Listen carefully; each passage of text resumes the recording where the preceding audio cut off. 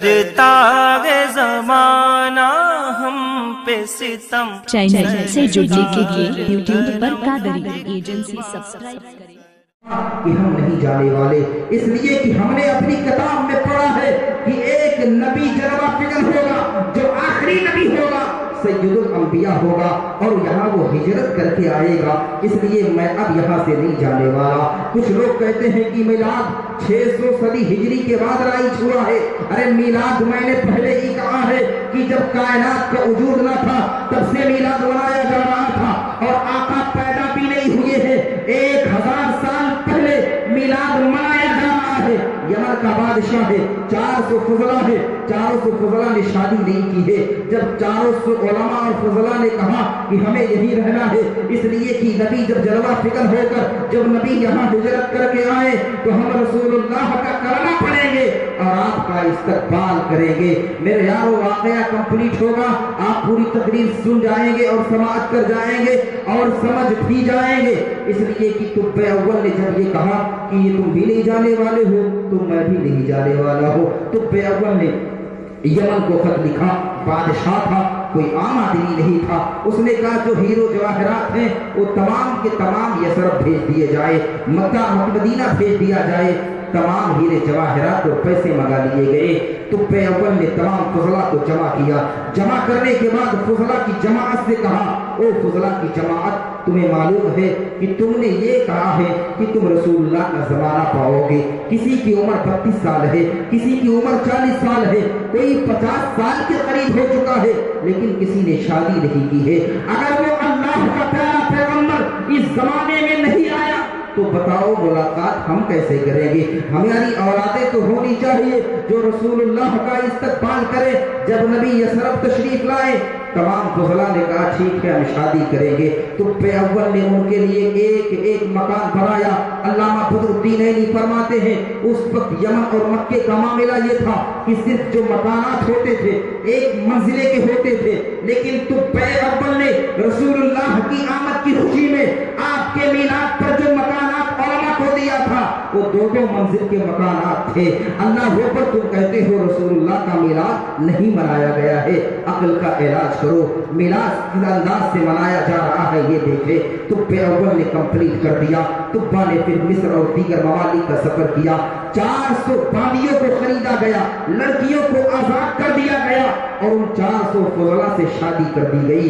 علامہ بدر الدین عینی فرماتے ہیں کہ جب آمنہ کے لال مکے میں جلوہ فکر ہوئے تو بیواؤں کو سہارا ملا، بے کسوں کو رسول اللہ نے سہارا دیا، لیکن آمنہ کے لال یہ معاملہ تو تب کر ہے کہ جب آپ جلوہ فکر ہوئے جہاں آپ کی پیدائش بھی نہیں ہوئی ہے، آپ جلوہ فکر بھی نہیں ہوئے ہیں، جس میں حقیقی کے اعتبار سے آپ آئے بھی نہیں ہوئے ہیں، 1000 سال پہلے آپ کی میلاد کی خوشی میں 400 بیواؤں کو سہارا مل رہا ہے، 400 یتیموں کو جن کو مفلسوں کا ناز بنایا گیا تھا، جن کے اوپر زیادتی اور ظلم کی جا رہی تھی، ان کو سہارا مل رہا ہے، شوہر مل رہا ہے۔ یہ کس وجہ سے معاملہ ہو رہا ہے؟ یہ صرف میلاد کی وجہ سے ہو رہا ہے۔ آقا کا میلاد 1000 سال پہلے منایا جا رہا ہے۔ آئیے مکے سے مدینے میں جو سواری ٹھہری تھی، علامہ بدر الدین عینی اب فرماتے ہیں اس کا معاملہ یہ ہے کہ ابو ایوب انصاری کوئی عام انسان نہیں ہے۔ تو اول نے جن 400 فضلہ کی شادی کی تھی ان کی اولادوں میں سے ایک بیٹے کا نام ابو ایوب انصاری ہے۔ یار پتہ چلا کہ میلادی کے گھر رسول اللہ بیٹھتے ہیں، رسول اللہ کی سواری جاتی ہے، اور نبی کے علم غیب کو توڑنے والوں تم رسول اللہ کے علم غیب کی بات کرتے ہو۔ میرے نبی کی سواری کو بھی علم ہے کہ مجھے بیٹھنا میلادیوں کے یہاں ہے، مجھے کس گھر پہ بیٹھنا ہے یہ سواری کو علم ہے، اور کوئی غیب کیا تم سے رہا ہو بھلا جب نہ خدا ہی چھپا، تم پہ کروڑوں درود، تم رسول اللہ کے یا رسول اللہ زندہ باد، زندہ باد۔ اس لیے ہم آقا علیہ الصلوۃ والتسلیم سے صحیح معنوں میں محبت کرنے والے نوجوانوں سے کہیں گے کہ باتیں اگر بری لگی ہوں شروع کی تو معاف کیجیے گا، لیکن اصلاح ضرور کیجیے۔ گھر سے جب میلاد کے لیے نکلیں تو یہ سوچ کر نکلیں کہ انشاءاللہ اس محفل کے عوض، اس محفل کے صدقے میں پروردگار ہماری مغفرت فرما دے گا۔ کوئی ایک بات ذہن میں ضرور لائے کہ یہ بات ہماری بن جائے اس میلاد کے صدقے میں۔ یار بیواؤں کو سہارا 1000 سال پہلے جب مل جا رہا ہے تو بتائیں اب رسول اللہ صلی اللہ علیہ وسلم کا فائدہ صرف ہم نہیں اٹھاتے، کفار و مشرکین بھی اٹھا رہے ہیں۔ اب اجتماعیت کے ساتھ عذاب نازل نہیں ہو سکتا۔ اللہ خود فرماتا محبوب آپ جلوہ فگر ہیں نا، اس لیے اجتماعیت کا عذاب نہیں ہوگا۔ اب بتائیں جب نہیں ہوگا تو کافر بھی بچے ہوئے، ہم بھی بچے ہوئے۔ اس لیے رحمت للعالمین کی تشریح جن مفسرین نے فرمائی ہے انہوں نے یہی کہا ہے کائنات کے لیے رحمت ہے، صرف مومنین کے لیے نہیں بلکہ کفار و مشرکین کے لیے بھی رحمت ہے۔ نبی پاک رحمت للعالمین ہے، یہی وجہ ہے کہ متعدد مقامات پر نبی پاک کو جب تکلیف دی گئی تو رسول اللہ نے دعا کی۔ آپ نے فرمایا رب اکبر نے ہمیں رحمت للعالمین بنایا ہے، نمازوں کی پابندی کریں، نماز سے دور مت جائیں۔ صحابہ فرماتے ہیں کہ ہمارے زمانے میں اگر کوئی نماز چھوڑ دیتا تھا تو ہم انہیں کافر گمان کرتے تھے، یعنی مسلمان اور کفر کے درمیان جو خط امتیاز وہ نماز ہے۔ من ترک الصلاۃ متعمدا فقد کفر، بعض صحابہ کا یہ عقیدہ تھا کہ جس نے نماز جان بوجھ کر چھوڑ دی وہ کافر ہو جائے گا۔ نماز چھوڑنے والا زنا سے بھی بڑھ کر گنہگار ہے۔ اس سے زنا جس کو کتنا مایوب سمجھا جاتا ہے، کتنا مایوب سوسائٹی اور سماج میں سمجھا جاتا ہے، لیکن آج بھی کچھ ایسے لوگ بھی موجود ہیں جو عیاشیاں کرتے ہوئے پھر رہے ہیں۔ ہم نے علامہ بدر الدین عینی رحمۃ اللہ تعالی علیہ کی شاگرد ہے، ان کی تصنیف پڑھی، چند ہی صفحات کا وہ رسالہ ہے۔ آپ نے ایک عذاب کا ذکر کیا ہے، وہ عذاب یہ ہے کہ جب بندہ یہ گناہ کر لیتا ہے تو پروردگار عالم اس وقت جس وقت وہ نہانے کے لیے جاتا ہے، جس وقت وہ غسل کرتا ہے، اس کے جسم سے جو قطرے نکلتے ہیں ان کے بدلے میں ایک شیطان پیدا کرتا ہے۔ وہ شیطان پوری زندگی صرف قتل و غارت اور گناہ کرتا ہے۔ جتنے شیاطین ہیں سب گناہ کرتے ہیں۔ کل میدان محشر میں ان کے گناہ کو یکجا کیا جائے گا اور اس زنا کرنے والے پر جس نے ایک بار کیا ہے اس کے سر پر ڈال دیا جائے گا۔ لیکن اسی کے اپوزٹ میں یہ بات بھی ذکر ہے، جب انسان شادی کرنے کے بعد اپنی بیوی سے قربت کرتا ہے اور قربت کے بعد فجر سے پہلے غسل کرتا ہے تو اللہ کی عزت کی قسم اس کے غسل کے جو قطرے گرتے ہیں اللہ ان سے مقدس فرشتوں کو پیدا کرتا ہے جو پوری زندگی قیامت تک عبادت و ریاضت کرتے ہیں۔ کل میدان محشر میں اس نمازی اس بیوی سے قربت کرنے والے بندے کے اوپر چھوڑ دیا جائے گا، یعنی اس کا بدلہ اس کو دیا جائے گا۔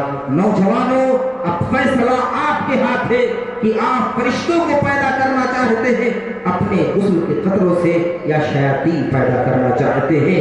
اگر آج ہم سنبھل گئے تو انشاءاللہ دنیا بھی بہتر اور آخرت بھی بہتر۔ اس لیے ان آنکھوں سے محبوب کردگار رحمت للعالمین صلی اللہ علیہ وسلم کا دیدار کرنا ہے، صرف رب کا دیدار نہیں کرنا ہے، رب کے ساتھ رب کے محبوب کا بھی دیدار کرنا ہے۔ قبر میں تو محبوب کا دیدار ہوگا، لیکن اللہ اکبر للذین احسنوا الحسنى وزیادہ کی تفسیر پڑھیں کہ اللہ تبارک و تعالیٰ فرماتا ہے حسنہ سے مراد یہاں جنت کی خوبصورتی ہے اور زیادہ سے مراد رب کا دیدار ہے۔ تمام اللہ کے حبیب کے دیوانے موجود تھے، انہوں نے کہا تھا پروردگار کہ محبوب ہم رب کا دیدار کیسے کریں گے؟ تو اللہ کے حبیب نے مثال سے بتایا تھا کہ سورج چمک رہا ہے، بالکل اپنے پوری طاقت کے ساتھ، اپنی پوری طاقت کے ساتھ چمک رہا ہے، تمہاری نظریں پڑیں گی تو جمے گی کہ نہیں؟ کہا یا رسول اللہ نہیں جمے گی۔ اللہ کے حبیب نے ارشاد فرمایا اسی طرح مسلمان جمعہ کی دن اللہ کا دیدار کریں گے۔ ان آنکھوں سے ہمیں رسول اللہ کا دیدار کرنا ہے، رب کا دیدار کرنا ہے، اس لیے آنکھوں کو اتنا پاک و صاف کر دیں کہ رب کے محبوب کو ہم دیکھ سکے، رسول کائنات کا دیدار کر سکے۔ اور یار اگر ایسا نہیں کر سکتے، ذکر حبیب سے دور ہیں، آقا علیہ الصلوۃ والتسلیم کی محبت دل میں نہیں ہے، تو میرے امام کی زبان سے سنیں، اگر آپ کے دل میں اللہ کے حبیب کی محبت نہیں ہے تو آپ کا دل یہ خنزیر اور گدھے کی رہنے کی جگہ ہے۔ یہ میں نہیں کہتا، میرے امام فرماتے ہیں ذکر الہ کیا ہے محبت حبیب کی، جس دل میں یہ نہ ہو وہ جگہ خوک و خر کی ہے۔ خوک اور خر کے معنی خنزیر اور گدھا ہوتا ہے۔ اگر رسول اللہ سے عشق ہے تو یہ دل کا عالم یہ ہے کہ رب خود فرماتا ہے قلب کا بیتی، اے میرے بندے جو تیرا دل ہے نا وہ میرے رہنے کی جگہ ہے۔ پروردگار تو ساری تمام چیزوں سے پاک ہے، زمین سے پاک ہے، زمان سے پاک ہے، مکان سے پاک ہے، لیکن مومنین جو اللہ کے حبیب سے محبت کرتے ہیں ان کے دل کو تو نے اپنے رہنے کی جگہ کیوں کر فرمائی؟ تو اللہ اکبر تمام جو شارعین اس حدیث قدسی کی تشریح کرتے ہوئے فرماتے ہیں اس کی وجہ یہ ہے جب بندہ اللہ کے حبیب سے محبت کرتا ہے تو اللہ تبارک و تعالی فضل و کمال کی بارش ہے اس کے دل میں اتار دیتا ہے، اور مراد یہاں فضل و کمال ہے۔ سبحان اللہ، اگر ہم محبت کریں اللہ کے حبیب سے تو معاملہ یہ ہے کہ رسول اللہ کا مدینہ یہ سینہ بن جائے، لیکن اگر نہیں کر رہے ہیں، عیاشیوں میں زندگی گزار رہے ہیں، تو میرے امام کی زبانی فیصلہ کرے کہ ذکر الہ کیا ہے محبت حبیب کی، جس دل میں یہ نہ ہو وہ جگہ خوک و خر کی ہے۔ پروردگارہ تیری بارگاہ میں دعا کرتے ہیں، رسول کائنات آپ کی بارگاہ میں عریضہ ہے میری آنے والی نسل تیرے عشق ہی میں مچلے، تمہیں نیک تم بنانا